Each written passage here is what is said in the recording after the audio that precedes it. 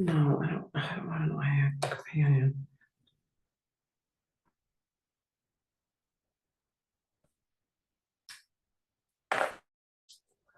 Hi there, and welcome to Summer Stretch. If you're like me, you're going to be out, you're going to be doing things from paddleboarding to hiking to being out on a lake, or whatever the case may be, and hopefully enjoying the summer. But with that comes muscle soreness and tightness. So what I'd like to share with you is, well, first of all, I love the Rollga. This is the roller of my preference that I really enjoy using, but how you can combine some really unique stretches, especially for the hip flexor area, upper back area, combined with rolling. Now, if you like this, think about going through Ageless Training Essentials, because the Ageless Training Essentials course will also give you lots of great information and ideas of how you can preserve your body or your clients' bodies for longevity, no matter what age you are. I know when I was in my 20s, I never thought that I'd need a knee replacement. I never thought, that I'd have as many aches and pains. As you start to get older and you still stay active. But then there's a lot of people that are like kind of succumb and say, well, I'm going to take a, pain med, versus working through movement that actually will help you decrease pain and feel better. So let's get started. So first things first, let's go ahead and we'll start with our quads. So come on down to your hands and knees. And whether you have the Rollga or you have a different roller, either one is fine.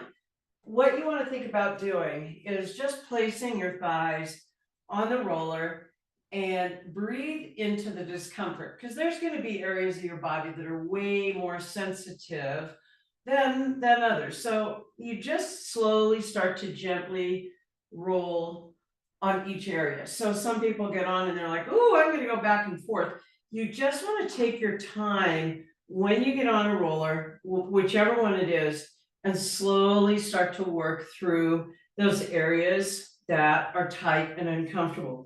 So slowly move towards your hips and breathe into it, and then slowly start to work towards your knees, all the while letting your legs feel heavy where they are.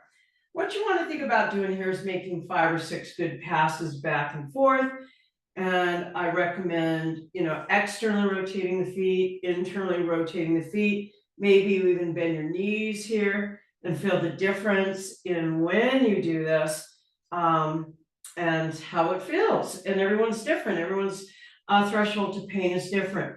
Then come back to your hands and knees, and you can do this before you go out and play. But for example, I skied today, water skied that is, and I'm definitely sore and I'm tired. I skied hard.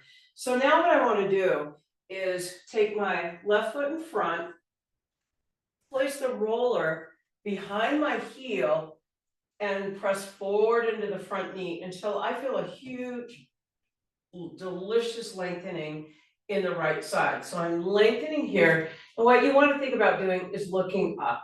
When we look up, or when you turn your head to the side, you'll feel a little deeper stretch in your right hip. And that's exactly what we want. Then start to move out of it. So as you move forward and back, moving in and moving out into that stretch. Then take the roller, and I'll give you a side view here, and place just the right thigh on the roller. And I'm going to choose the larger area here on the roller, and left knee goes to the side. And now I'm just going to work into my right side as I slowly move forward and back. So my goal here is to just focus on the right side and notice what I'm feeling as compared to both legs at the same time. After you've made your few passes here, drop the right knee down. Now I have the tennis ball here. If you have a Rollga, you can place the round end under the hip flexor, or if you have a tennis ball, you can place the tennis ball under the hip as well. This is a place that we just compress. and we just breathe. You might move a little bit forward and back, but the ultimate goal is to just lie here, breathe, do your very best to relax into your hip for about 10 to 20 seconds, somewhere thereabouts. And then come on back, come on up, and take that same stretch again, placing the left foot in front, right foot back. And I want you to notice the difference in what you're feeling now compared to just a few moments ago as you look over your shoulder. And then you would repeat this whole thing on the other side. But once again, as you can see, the Rollga has a round end to it. So you're literally just settling your hip on top of the round end. But once again, if you don't have the Rollga, take your tennis ball and place it under the hip and just rest your forehead on top of your forearm and just pause here and breathe once again into your right hip. A little more intensity is to actually lift and lower the right thigh off the floor. You might even want to come up a little bit. This also into a very gentle modified cobra. This is another place where you can breathe into the hip as you gently compress. You don't want to lift your legs here because that's going to kind of upset the lumbar spine. But once again, you come back up. To intensify the stretch, we can always take the left foot in front and go into a full runner's lunge here. The more upright I am in this lunge, the more I'm going to lengthen this hip. The more forward I am, the more I'm going to feel more glute and hamstring. But my ultimate goal is to lengthen and work in a manipulation of the hip flexor, which is used a lot. And come on down. This gives us an opportunity then to kind of move into other stretches. Working on the posterior side, we're just doing the one side because you'll be able to go back and go through this, is to simply lie on our back. And we've released the hip flexor here. We can also say, let's go into just a one-legged or one thigh butterfly stretch and allow that hip to release. And just stay here. If you could do this a couple of times a day or once a day, you'd notice how much happier your hips are.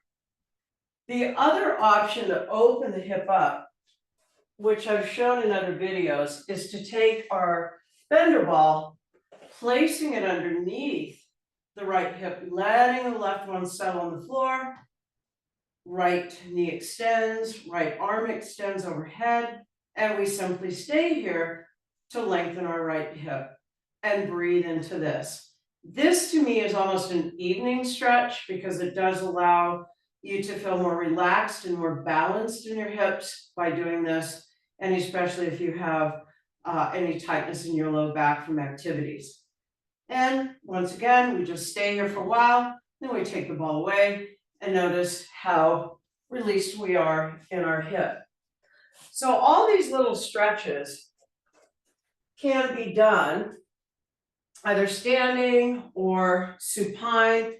But if you've only got a few minutes before you go out and do something, even working here to lengthen and stretch through our hips, and this is our sagittal plane, but side bending is also really wonderful for those hips.